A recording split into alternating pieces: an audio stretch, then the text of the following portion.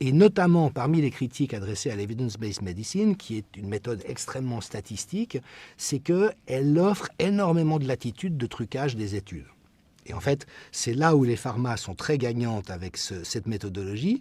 C'est comme il faut travailler sur des énormes cohortes, ça coûte beaucoup d'argent, et quelles sont les seules organisations qui peuvent mettre cet argent à disposition, c'est les pharmas. Et après, alors il y a un ensemble de bidouillages, mais là encore, je veux dire, allez vous documenter, c'est connu comme le loup blanc qui permettent d'obtenir le résultat qu'on veut obtenir. Dès le mois de mars, j'ai dit, vous allez voir, il va y avoir différentes campagnes de presse médicale qui vont être orchestrées. La première, c'est qu'on va prétendre que l'hydroxychloroquine est dangereuse, alors que c'est un des remèdes les plus sûrs de toute la pharmacopée. Et puis après, on va voir arriver, parce que c'était la stratégie qu'a adoptée à l'origine l'industrie du tabac, et que toutes les grandes industries mafieuses utilisent à tour de rôle.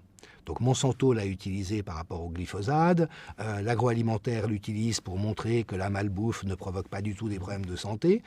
Et donc là, on a vu ces études bidouillées arriver, dont celle du Lancet, dont je me suis aussi réjoui. J'ai tout de suite écrit un blog disant « ils se sont mis dans de sales draps, ça va leur exploser à la figure ». En quelques jours, c'était boc.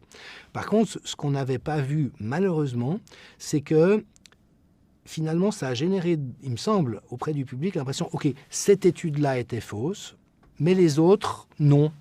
Et du coup, c'est comme si par l'énormité de l'imposture et de l'effondrement, ça avait par contre-coup validé toute une grande série d'études, toutes plus douteuses les uns que les autres, juste parce qu'elles étaient construites pour montrer que ça n'avait pas d'effet.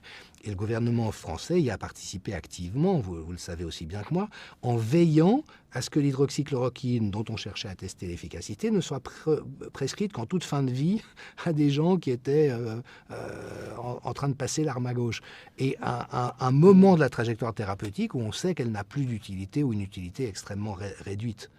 Donc, je veux dire, même ça, pour quelqu'un qui ne connaît pas la science, ça devrait déjà éveiller des alarmes. En disant, si on cherche à tester la proposition du professeur Raoult, on évalue l'efficacité du médicament au moment où il préconise de le prescrire. Pas à un autre bout de la chaîne de devenir des personnes concernées. Et combien de personnes ont attaqué le professeur Raoult en disant « tant qu'il n'y a pas d'études randomisées en double aveugle, on n'a pas de preuve que le remède marche ». Lui a rappelé très tôt, attendez, en infectiologie, ça ne se passe pas comme ça. Les études observationnelles sont tout aussi probantes que les études randomisées en double aveugle. Allez consulter les bases de recherche médicale. C'est avéré ce qu'a dit le professeur Raoult.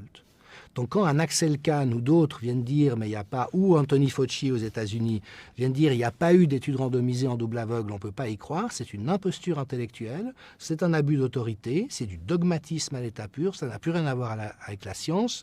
Et le problème, c'est que ce sont ces gens-là qui se réclament de la légitimité scientifique en faisant passer le docteur Raoult pour un charlatan. C'est le monde à l'envers.